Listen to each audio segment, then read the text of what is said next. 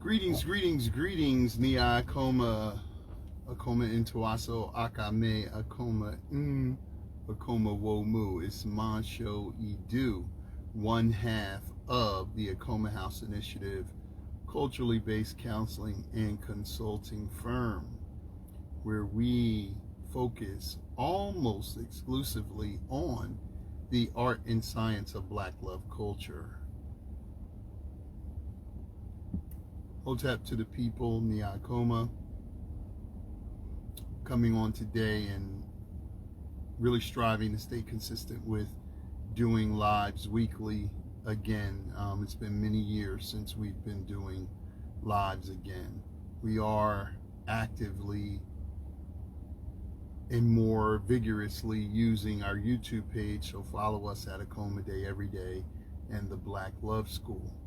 So I want to say, like and share this video with anyone who you think has value. So do you notice that we're in marriage season? As we approach summer, you will see throughout the land where we are here in the Western world, specifically in America, in North America, it's wedding season. A lot of people are getting married, a lot of invitations are going out, and Nawash and I are going to actually share something about weddings, the obsession with weddings versus the lackadaisical approach to marriage, right? So a wedding is an event, but a marriage is a journey, right? So we put more energy and time into the event than we do in the journey, but that's a whole nother thing. Today, what I wanted to talk about is vows, right? So vows in the marriage. Now, this is of specific importance to us because, as you may or may not know, Nawash and I perform wedding ceremonies. In fact, we've been hired to do 10 wedding ceremonies over the last, I would probably say 15 years that we've been doing them. And so, no, matter of fact, pardon me, it's only been about 12 years. So the first, we're in 2024, yeah, it's been about 12 years. And the first one we went to do, ironically, on the very first Akoma Day cruise, 2013, we had two couples there. One couple got married, they are no longer married, and another couple, it's a legendary story, actually broke up on the, at the wedding ceremony, believe it or not. So I thought we had a crazy story about weddings and post-weddings, but yeah, we had a couple that actually was slated to be married. We were going to perform their ceremony. Friends and family came, and like a couple of days before the wedding, they broke up. But I don't want to paint that picture. I want to focus on vows, right? Vows and the vows that we say in weddings. So vows are very important, right?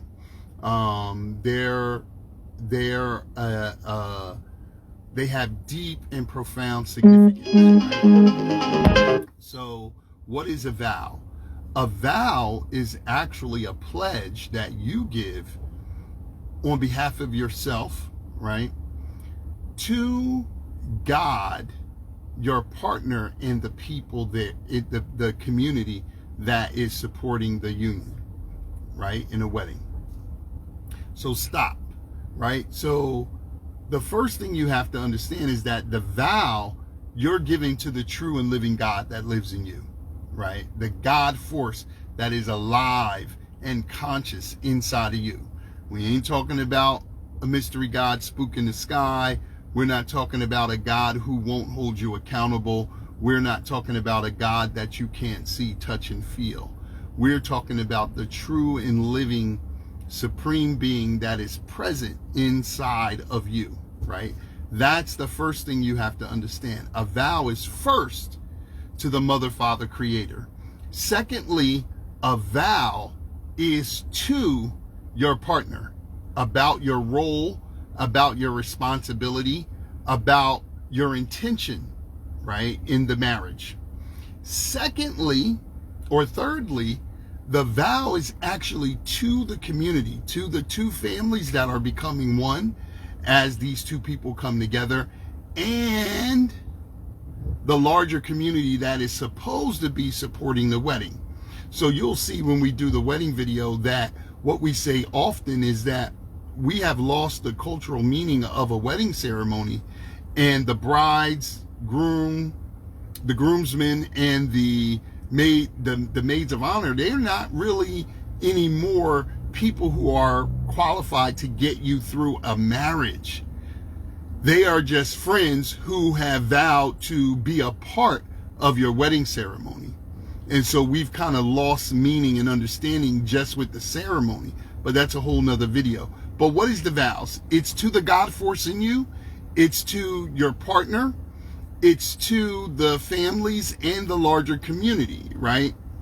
And so I want to say at the outstart that Black people actually invented vows, right? So you can look at the Valley of the Kings in the Nile Valley and see that we were, long before there was any other civilization, we were having public ceremonies, and at that we invented the concept of reciting a vow, because it was really a cultural and spiritual phenomenon, a pledge to say to the Mother, Father, Creator, this is who I am, this is the responsibility that I'm embarking on, and I pledge my loyalty to myself, to the God that lives within me and lives within us all, to my partner, and to the family, right? And so if you were a Neter Hedge, which was a divine husband, or a Neter Hemet, which was a divine wife, you were saying a vow, right? So now, one of the things we got to understand is that today we have a phenomenon where a lot of people are writing their own vows, right? And so this can be extremely problematic for a couple of reasons. The most glaring are a lot of people who are writing their vows, especially first-time marriage people. They are unskilled and inexperienced. In other words, they don't have relationship skill a lot of time because they haven't adequately prepared for marriage, and they don't have the experience a lot of times of what marriage is like. Now, there is some exceptions when you talk about people who are marrying for a second, third, fourth time, fifth time, and salute to people who continue to get married and believe in marriage even though it's their second, third, fourth, or beyond time. So that's the problem with vows coming from newlyweds, first-time married people. Oftentimes you don't have the skill to construct vows, and most of the time, almost always, you don't have the experience because you've never been married before. So it's straightforward and practical, right? So there was an article in the Knot magazine, I think 2021, that said 47% of people are writing their own vows. And then Brides magazine came out in January of this year and said 80% of people now are either writing their vows or they're hiring like party planners or wedding planners or people like that to pen their wedding vows. Now, on the surface, if that person is walking with the relationship and they have some context, I don't necessarily have a problem with that. I'm not a person who says that your vows have to be elaborate. I think that we have gone into a place where we are so focused on creating a sensational event that we're no longer taking the marriage ceremony with a certain level of trepidation. It's supposed to be held with a certain level of trepidation and reverence, culturally and spiritually. But because we're not really operating out of a cultural paradigm, or we're not operating spiritually, we're just trying to like write a hit record or a hit song. We're not bringing real consideration and depth to the marriage. Now, Dr. Africa used to tell us something my Jegna. First, Jegna Ashakwesi can take you to the Valley of Kings, where he marries couples, him and his wife marry couples every year, where the first marriages of this modern era of the last 6,000 years were performed before there was a Greece, before there was a Rome, before there was any white civilization, Asiatic, Arab civilization. Black people were performing marriage ceremonies and they were saying vows, right? So this is important to understand, black people, because a vow is supposed to have some real depth. Now, Jegna Dr. Africa used to always tell us one of the ways you can tell we're detached culturally from vows is we intend to be married forever, but we only say our vows once. Why would you say vows one time if you're really striving to have a long marriage? And if you go to the Valley of the Kings, where the Neterhej and the Neterhimit was married, the divine husband and the divine wife, they were saying that the marriage ceremony was for eternity. You're saying this vows cosmologically for the cosmos to become one of the stars in the night sky that will shine for eternity. That's how heavy they were with the vows. So it was a very spiritual, dare I say religious, but I don't want to use that word, but it was a very spiritual and cultural endeavor to say a vow. Now, I have this concern. I believe that modern day vows should, if not revert back to traditional vows, they should at least have the tenets of the so-called traditional vows. What do I mean by that? When you say, I, Mancho, do take this Nawasha to be my lawful wedded wife, and to love and to cherish and to honor her in for better or for worse, for sickness and in health, for richer and poorer, till death do us part, I actually think that that should be in your vows. Now, do you know that and I'm going to tell you why in a minute. Do you know that in that Knot article that was 2024, we see 80%, they say that up to 80% of people are writing their vows, and of that 80%, of that 100% of the people writing their vows, 80% of them are opting out of the so-called traditional language in the vows. And one of the things they're taking out specifically is till death do us part. What if, for married people, the person that you said your vows to, you have to stay with them till the end of your life? What if, even if they died, you were connected to that person for the rest of your life? What if, despite what happens, you only get to get married one time? What if that was the reality? Because a world ago, that actually was the truth. Now, some would say, well, that was limiting. But look at where we are statistically. Right now, in Black America and Black diasporic reality, because that's all I'm really talking about, Black and brown people, right? 8 out of 10 of us are unmarried. 1 in 4 Black women will never get married in their lifetime. Ever, ever. Nobody will ever marry them, right? So this is a very, very important thing, and we are approaching these vows almost like it's like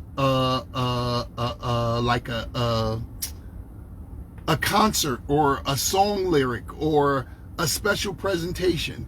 You say it one time, and despite having it on video or having it written down or emblazoned, you don't even repeat the vows anymore. That's culturally inept. You're supposed to be saying your vows every year on your anniversary. At the very least, every 7 years, you should renew your vows. Why? Because of the 7 sevens, and you're changing every 7 years. So a human being changes every 7 years, and a marriage is a thriving, breathing, living human being that is separate from the husband or the wife. It is interdependent. It's connected. It's not totally separate. I correct myself.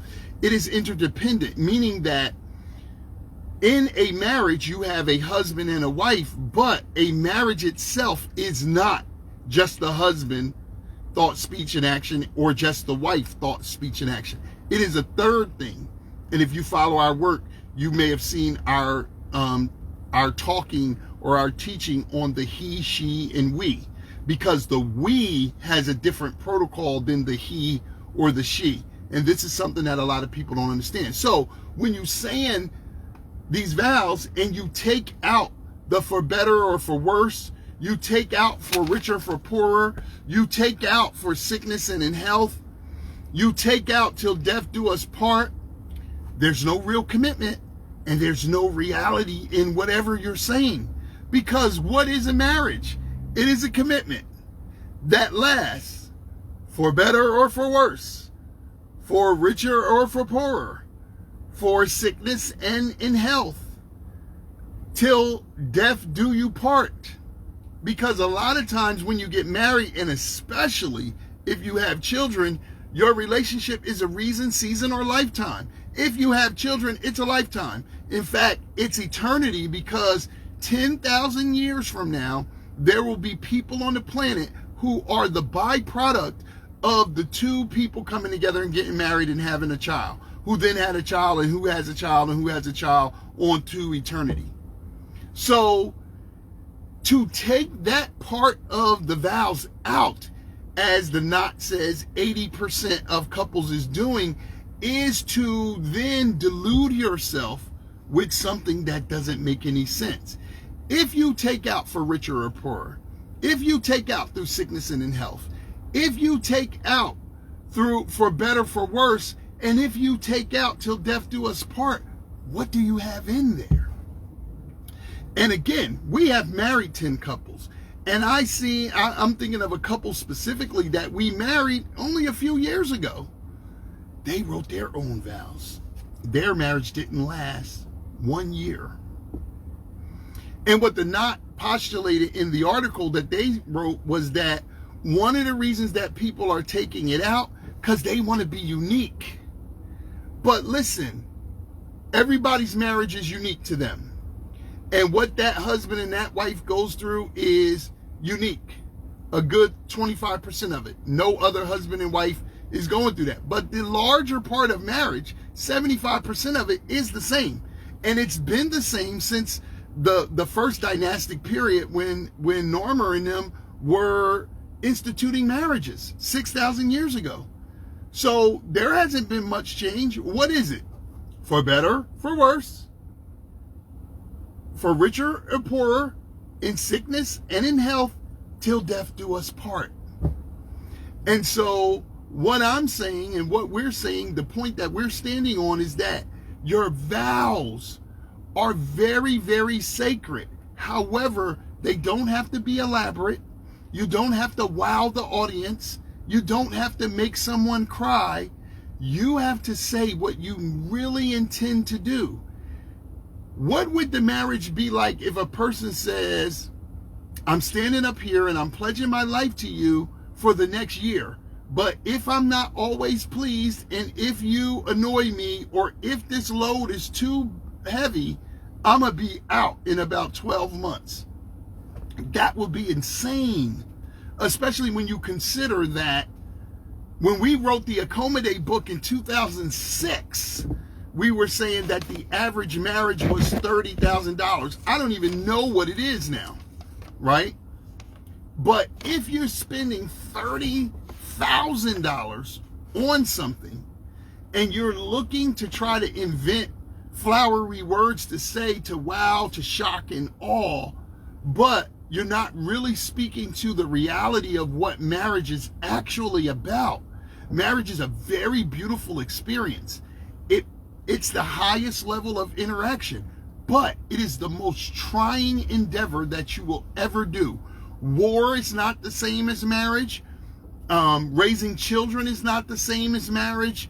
Work is not the same as marriage. And if you don't believe me, test it. This is why 8 out of 10 of us can't make it in a marriage. Because number one, we're not prepared and we're not in our culture. But number two, we have poisonous beliefs about what a marriage actually is.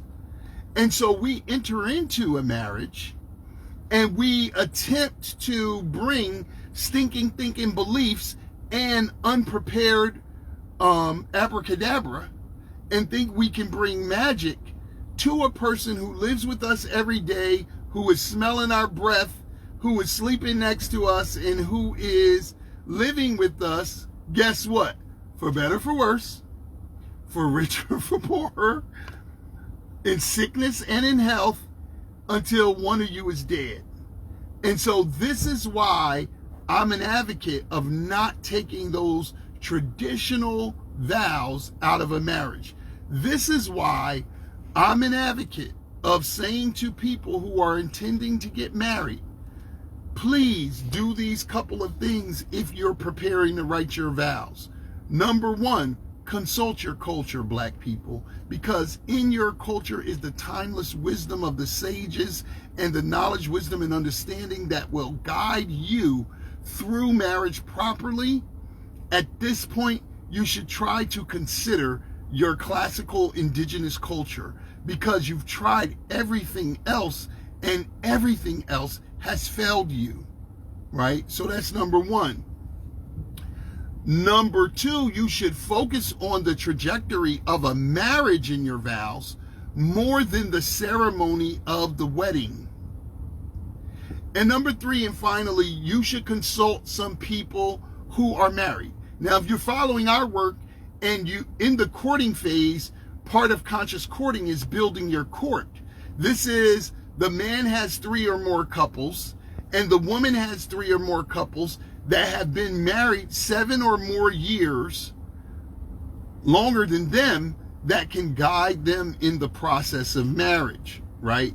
You should consult them if you start to say, hey, I want to write my own vows. In fact, in the wedding ceremony, as I alluded to earlier, the people who should be in your groomsmen or your maids of honor are not just your best friends.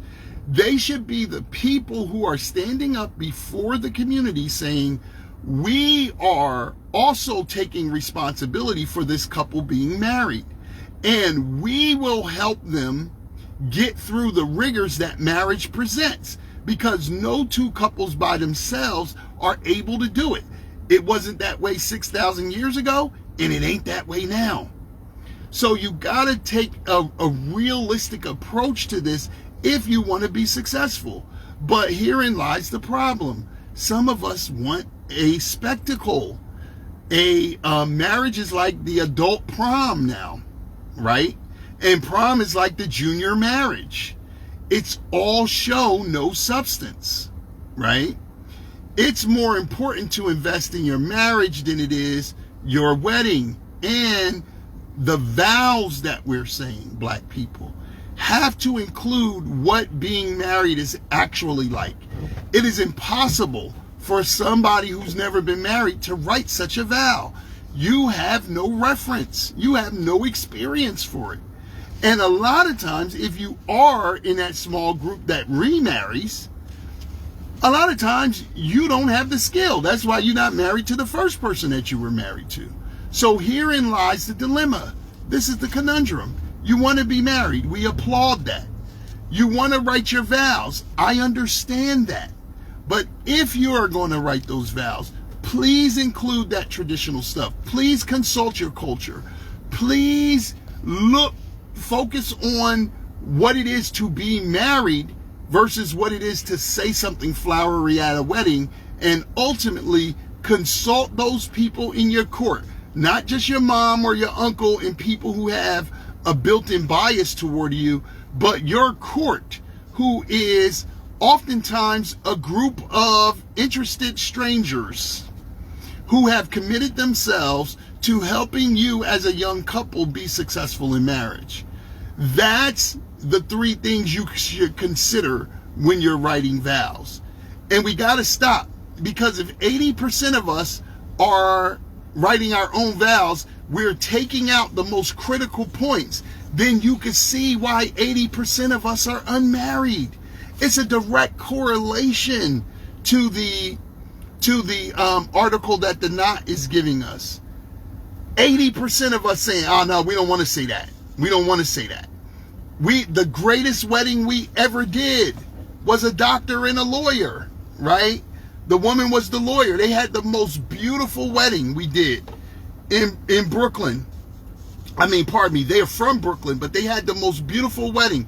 When we were doing the premarital counseling, the wife was saying, I want to take out the thing about roles and this, that, and the third.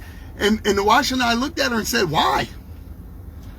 Because you're entering into something where there's roles. So why do you want to take out the part that's talking about your role? Well, of course, she was very progressive and forward thinking, and so of today, and she thought that those things were antiquated and they somehow diminished her power. But they actually do not. They actually reflect what it's like to be a wife. And similarly, the vows and the roles of the husband, they reflect what it is to be a husband as someone's man. And so when we do weddings, we tell the people, like, listen, these are the things we're going to say. Now, we're not going to impose on your marriage. That would be insensitive. But we also can't just marry somebody who is not talking. We've been together for 24 years, and we've dealt with thousands of black couples who are married all around the world. And we see the same 5 or 6 challenges coming up over and over again. Whether you in Guam, whether you in Amsterdam, whether you in Canada, Brazil, Eritrea, Botswana, Zimbabwe, whatever. Wherever you are, we're seeing the same things over and over and over again. To not put those things in your vows is not only disingenuous, it's foolish. And people who are sitting there in the audience listening to that, they know from experience, those that are married, oh yeah, they ain't even really talking about what this thing is about. They're saying something flowery, and they're entertaining themselves and each other, but they're not really. Listen, here's the cadence of reality manifestation. You think something, you feel it, you say it, you do it. If you don't say it, you won't feel it, you won't be thinking about it, and you absolutely won't do it. So you have to put reality into your vows, black people. This is the message that I'm saying. When we're entering out here in a wedding season in America, and so many people are playing around with the issue of vows, it's no wonder that marriages are ending in divorce in 3 years or less. The last couple that we married, I'm telling you, we're in 2024. We married them in 2022. In 2023, they got divorced.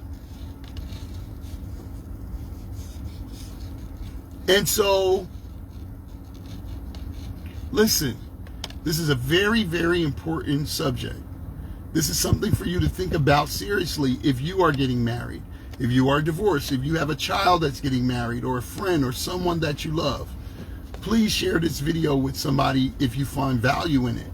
Like and share it, and continue to raise the question about vows. Look up vows historically. Go to the Valley of the Kings in the African, Nubian, Kushite, Kemetic, Hopi Valley, so-called Nile Valley. Look at the early wedding ceremonies. Source Baba Ashra Kwesi at Kemet New Productions to get some of the translations of the vows that were spoken and that were written, that were carved in stone for eternity. You can go back there to have your wedding or recommitment ceremony there. Think about doing your vows every year. What What use is it to celebrate the wedding anniversary but never say the vows again? So like Dr. Africa said, you mean to tell me you writing vows one time, and what you feel in the beginning, you gonna feel that forever? Especially if you wrote the vows, and critically, if you took out those typical things of for better, for worse, for richer or poorer, sickness and in health, till death do you part. If you took that out, you mean to tell me what you wrote on that first day is going to last forever? You would have to write an encyclopedia. And nobody is doing that. Again, I've done weddings, and I'm sure most of you have been to weddings. I've done 10 weddings. The vow exchanging part is no more than 10 minutes. And that's 10 minutes is long. It's usually 5 to 10 minute experience. It's more pageantry and expectation and build up of the walk-in. A lot of times is longer than the actual ceremony. So as Nawasha comes in, I'm saying to you all, think about vows and consider these things that I'm telling you. And really, really, as we start moving into marriage season, if you know any friends that are getting married, share them this video and say, hey, what do you think about this? What's your opinion on this? What is your approach? And do you think that your vows have in them the things that traditional vows had in them? I think it's worthy of conversation. I think it's worthy of thought. And if you are in preparation, you know, we definitely don't mind a consultation where we can help you to incorporate these words in a meaningful but seamless way to not interrupt whatever sentiment you wanted to get across in your ceremony.